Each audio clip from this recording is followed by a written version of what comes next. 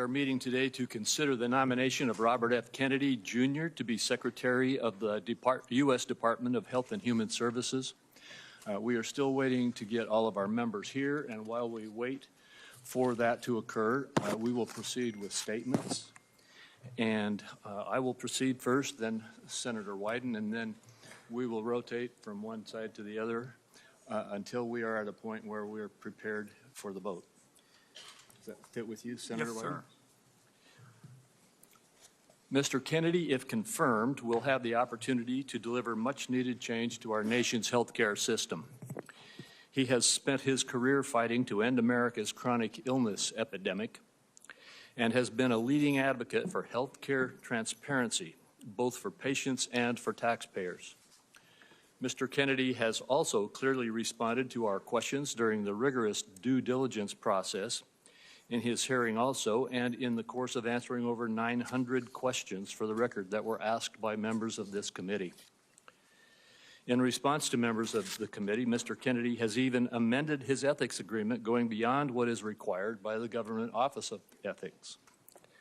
Mr. Kennedy has proven his commitment to the role of Secretary of the HHS, and I will vote in favor of his nomination. I strongly encourage my colleagues on both sides of the aisle to do the same. And with that, I recognize our ranking member, Senator Wyden, for his remarks. Thank you very much, Mr. Chairman. I'll have a brief statement, and then several of my colleagues on our side are also going to make brief statements. This morning, we're going to vote on Robert Kennedy's nomination to serve as our nation's chief healthcare officer. Before we get to Mr. Kennedy, and why I believe he is singularly unfit to serve as HHS Secretary, I'd like to say this. The last several days we've witnessed an authoritarian takeover of our federal government by Elon Musk and Donald Trump. They have set their sights on a full purge of anyone in government that doesn't bend the knee and follow their orders. They've taken over the Treasury Department's payment system. And colleagues, that has a direct effect on major programs within our committee's jurisdiction that include Social Security, Medicare, and Medicaid. For example, this committee voted for a major reform of pharmacy benefit manager legislation. We passed it 26-0, but Trump and Musk killed it. Think what they could do with abuse of the payment system. Now, in my view, much of this is of dubious legality and constitutional authority, and certainly flies in face of congressional responsibilities. I'll wrap up on this point by saying I hope our colleagues on the other side of the aisle will not sit by while Musk and Trump make a mockery of the power Republicans hold in their congressional majority. Now more than ever, the American people need leaders that will stand up to these abuses.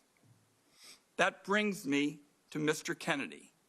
A recent analysis showed that Mr. Kennedy has made 114 separate appearances in just the last 4 years where he has espoused anti-vaccine views or spread information about the efficacy of vaccines, misinformation specifically. In 36 of those instances, Mr. Kennedy directly linked vaccines to autism. Last week, Mr. Kennedy was given ample authority on a bipartisan basis to recant his decades-long career peddling anti-vaccine conspiracies. Instead, he spent his time with us dodging and weaving and gave no indication that if confirmed as HHS Secretary, he would stand by the long-settled science surrounding routine vaccinations. Just take the Samoa measles outbreak as an example. Mr. Kennedy told me, and I quote, "We don't know what was killing them," speaking about the 83 measles deaths during an outbreak of the disease in 2019. Just yesterday, colleagues, the Director General of Health from Samoa called this claim a total fabrication. Peddling these conspiracy theories as the nation's chief health officer is going to be deadly for kids across the country.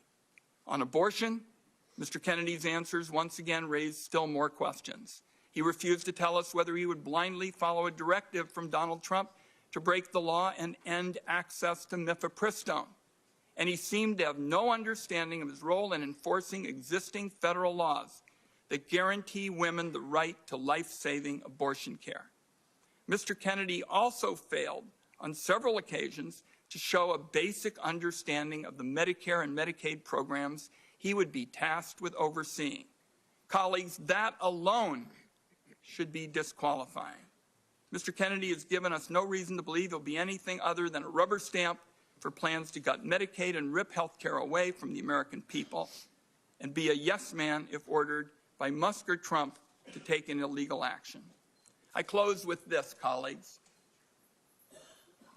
Today we're going to make a judgment about the future of science in this country. We're going to make decisions that are going to impact the health and well-being of Americans for years to come. I agree, and I say this to my colleagues on both sides of the aisle, that the healthcare status quo needs substantial changes so we get better, more affordable care to patients. And that leaves, given my statement, the question in front of us now that's pretty simple. Do senators want their legacy to include disregarding basic health science and instead elevate conspiracy theorists? Making Robert Kennedy Secretary of Health and Human Services, in my view, colleagues, would be a grave threat to the health of the American people. And I urge my colleagues this morning to vote no. So we have everybody here. Can I ask that we do the vote now and then do the Why don't you do it 2 or 3 on each and then we go to the vote? Can I go? Yeah, we're going to do it. So Senator Wyden, we have all of our members here. Senator Wyden and I have agreed that we will have 2 or 3 on each side who wanted to make statements do so before the vote. So please, everyone, hold with us while we have those statements made, and then we will proceed to the vote. I know we've got a lot of folks here pushing on some. Do you want to vote now? Mr. Chairman, Mr. Chairman. Mr. Chairman, I've got several colleagues who were under the impression after we talked that we would have 2 or 3, and I'm happy for both sides to make brief remarks, and I'd still like to stay with that. I did make that commitment, and so I could say to my colleagues on my side, I would appreciate it if you would hold your remarks until after the vote. We will let a couple on your side have their remarks, and then we will proceed to the vote. Great, thank you. And who would be next? Senator Cantwell. Senator Cantwell. Mr. Chairman, thank you. I didn't, when you said 2 or 3 people, I didn't know who you had in mind, but being next in seniority, I appreciate the opportunity. Today is very concerning to me because of the future of what I think our nation faces. When I think of this issue, I think of my Pacific Northwest leadership, how Paul Allen, on his own, invested $100 million to fight Ebola. I think of Bill Gates and the Gates Foundation, not just trying to eradicate polio and work on these issues, but to think of a regime that helps not just our nation's health, but global health.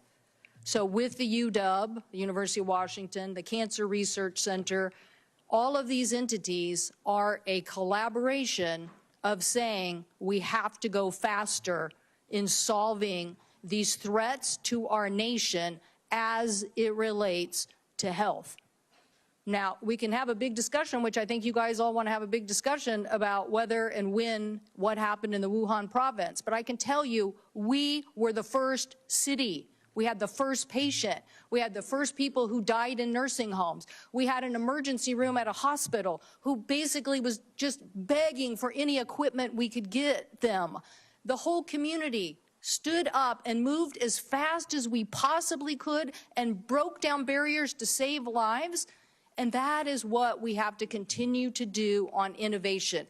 We cannot let another country get ahead of us on some sort of warfare issue and not have a response when it comes to a vaccine. So the most challenging, I wanted to vote for Mr. Kennedy in the context of my family's history. My dad stood behind his father the night his father gave the famous speech. I told him in my office, in my family, the Kennedys stood up. But when he answered Senator Cassidy's question, and he couldn't even give him the answer that, yes, the data is there to support vaccines today. I don't need any more data. All of a sudden, I saw this world that we got affected by in Seattle not being stood up for. I need someone at HHS who is going to say we're going to be a leader in medical technology, science, vaccines. We are going to fight foreign powers. We are going to be there to provide global health. And I don't want a recalcitrant. I need a leader, and that is why I'm voting no. Thank you. Senator Wyden and I have agreed that Senator Warnock will now speak. Following Senator Warnock, we will proceed to the vote, and then anyone else who wants to make remarks will be allowed to make remarks. Senator Warnock. Thank you so very much, Mr. Chairman. At a rally a few months ago, Donald Trump said that he was going to allow Mr. Robert Kennedy to, quote, go wild on health. Go wild. Of all the things that I can think of that I'd like to see a Secretary of Health and Human Services do, go wild is not on the list. Mr. Robert Kennedy is manifestly unqualified for the job he seeks. And in both my live and written questions for the record, he failed to commit to protecting access to affordable health care, failed to commit to protecting the people who are protecting us. The problem that the CDC has is that every day these noble civil servants and workers protect us from dangers that we don't see. And often you don't get credit for protecting people from things that they don't see. I simply do not trust him to oversee the CDC. He's unqualified, and I dare say everybody here knows it. We need a serious person at the helm of the HHS, an agency responsible for about half of the health of about half of all Americans. Mr. Kennedy appears more obsessed in chasing conspiracy theories than chasing solutions to lower health care costs for working families in Georgia and to make sure that we are protected. The last thing we need is a dilettante dabbling in conspiracy theories at HHS. I cannot vote for a nominee who is not going to lower health care costs for Georgians, who is going to undermine basic science in public health, who puts his own interests above the health and the well-being of others. For the health and well-being of all of our families, the people who count on us, to think about them in these rooms of power. I urge all of my colleagues on both sides of the aisle to look past politics and think of country and to find the moral courage to do what's right. Oppose this nomination. Thank you, Senator Warnock. We now have not only a quorum, but all members of the committee are present. I move that the committee favorably report the nomination of the Honorable Robert F. Kennedy, Jr. of California to be Secretary of Health and Human Services. Is there a second? Second. There is a second. The clerk will call the roll. Mr. Grassley. Aye. Mr. Grassley, aye. Mr. Cornyn. Aye. Mr. Cornyn, aye. Mr. Thune. Aye. Mr. Thune, aye. Mr. Scott. Aye. Mr. Scott, aye. Mr. Cassidy. Aye. Mr. Cassidy, aye. Mr. Langford. Aye. Mr. Langford, aye. Mr. Daines. Aye. Mr. Daines, aye. Mr. Young. Mr. Young, aye. Mr. Barrasso.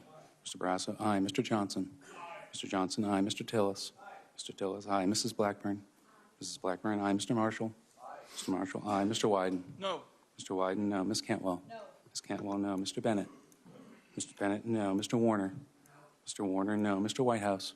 Mr. Whitehouse, no. Ms. Hassan. Ms. Hassan, no. Ms. Cortez Masto. Ms. Cortez Masto, no. Ms. Warren. No.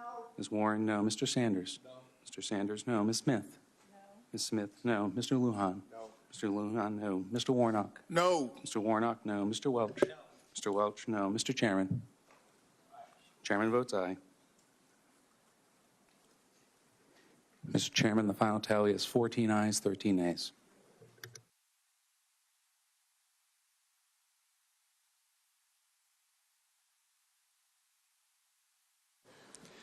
The vote was, would the clerk please restate the vote?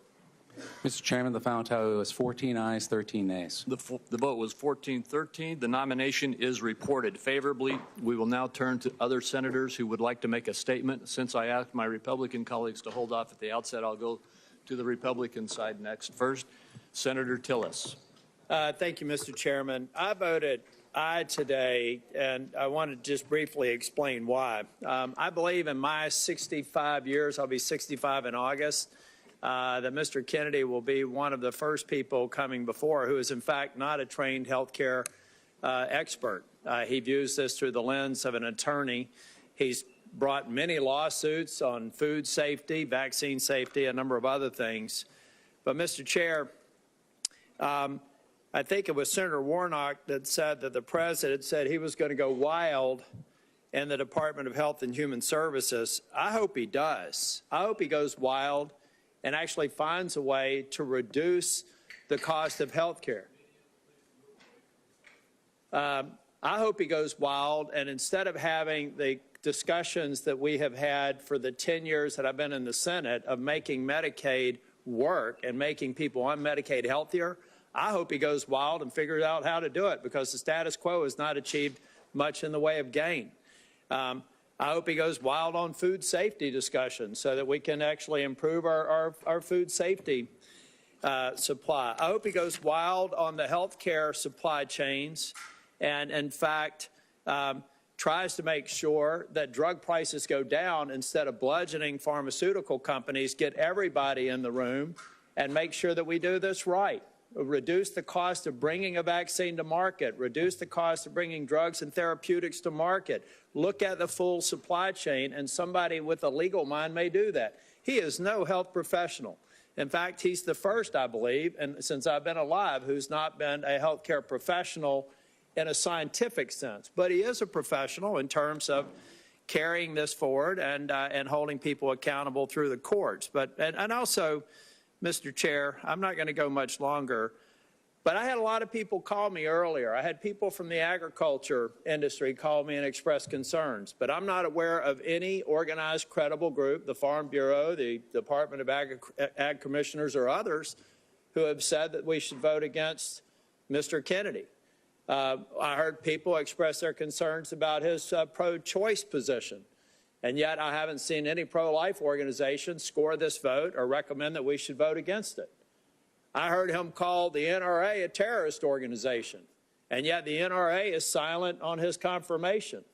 And so I've heard him say that GMOs are a concern. Hopefully we can convince him that not all GMOs are. It's feeding the world. Corn, drought-resistant strains of healthy vegetables will move on. Protein producers were mad about lawsuits were brought against them, but there's been no organized opposition against them. And so maybe it is time to have a different kind of disruptor there. The only way that Senator Kennedy, the only way that Bobby Kennedy and I will get crosswise is if he does actually take a position against the safety of proven vaccines. That will be a problem for me. He answered a very important question to me during the hearing. I asked him specifically if it was his intent to let the scientists of the CDC, the NIH, BARDA, and other organizations to work independently. He said to me under oath that he would. If he fails to do that, that will be a concern for me and something I'll bring up in a future oversight hearing. But, Mr. Chair, we have not made appreciable progress in Medicaid and improving the health of the population on Medicaid. We have a SNAP program that does have too much sugar and things that are eligible in that program that should be eliminated to make these people who are on free and reduced lunch healthier. We need to stop having full trash cans in public school cafeterias full of stuff that the kids aren't eating and figure out how those kids on free and reduced lunch actually have a healthier lifestyle. And so I, for one, think that it is time to put a disruptor in. it is time to put somebody in there that's going to go wild. But there are areas where I think that's exactly what we need. And there are areas of health and human services that if you touch the gold standard for the NIH and the CDC, then I'll have a problem with that nominee, and we'll bring that up during oversight. But it was for those reasons. And the fact is that there's not a single organization that I consider to be credible in this space, in agriculture, in Second Amendment, or in pro-life, who have openly objected and scored this vote. I believe that silence is consent. And the fact that they haven't suggests to me that folks that I'm instructed by are okay with this nomination. And for those reasons, I voted for Mr. Kennedy. Thank you, Senator Tillis. Senator Warren. Thank you, Mr. Chairman. Since we had our hearing last week, Mr. Kennedy has amended his ethics agreement. Recall that his ethics agreement said that while he was Secretary of HHS, he intended to retain a financial interest in ongoing vaccine litigation that he was already collecting money from, and that he wanted to continue to collect that money even though he could affect the outcome of that litigation. Now, he has since changed his position on that.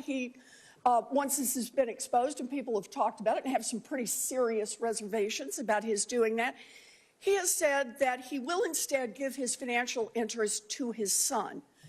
That is a fig leaf that is so small, it would take a magnifying glass to see it. No one is fooled about what's happening here. Mr. Kennedy refuses to say that he will not participate in these lawsuits financially the day after he leaves office. And yet, Mr. Kennedy has acknowledged, first, that the American people have a right to know that the decisions you're making are decisions that are in their interest, not in your future financial interest. He has said he thinks that's the right standard, and yet he has figured out how to make money off his anti-vax positions. He's already raked in $2.5 million. He is in a position where he can affect the outcomes by things he does as Secretary of HHS, and yet he refuses to say that he will delay by even a day taking on anti-vax lawsuits the minute he leaves.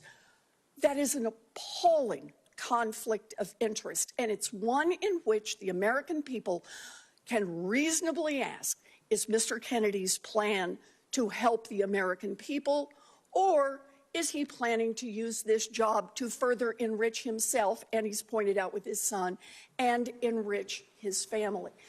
The importance of this litigation cannot be overstated.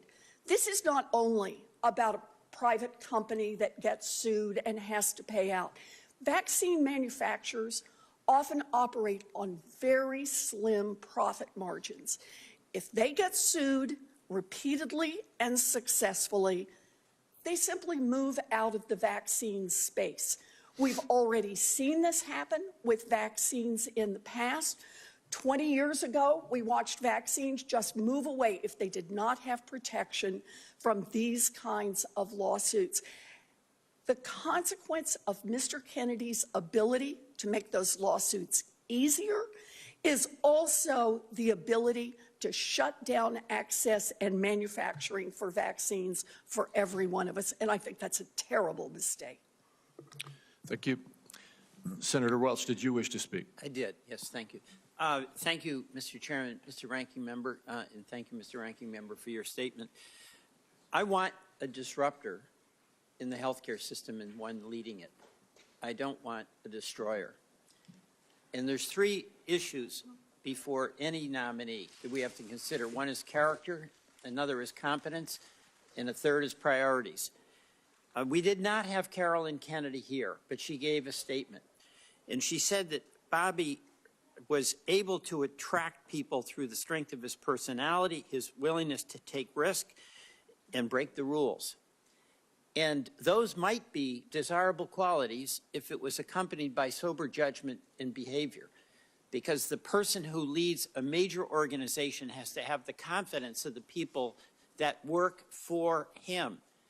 And frankly, some of the things that he did that never explained, a chainsaw taken off the head of a whale, dumping a bear in Central Park for his own amusement. These are just weird things. And we never really got into the character issue of what is required for a person who runs such a major department. The competence question, this is all on a wing and a prayer and a hope. There's no record of Mr. Kennedy having experience in managing a large organization in medicine, no experience with science, and none of the prior experiences required not only to run a major organization, Health and Human Services, but also the CDC, the NIH, and all the other organizations that are under the umbrella of healthcare. And by the way, on the competence issue, let's be candid. This was a deal where Mr. Kennedy was running for president as a Democrat. He lost, and he approached President Trump to make a deal. And for political reasons, the deal was made, and the appointment was going to be that he's Health and Human Services.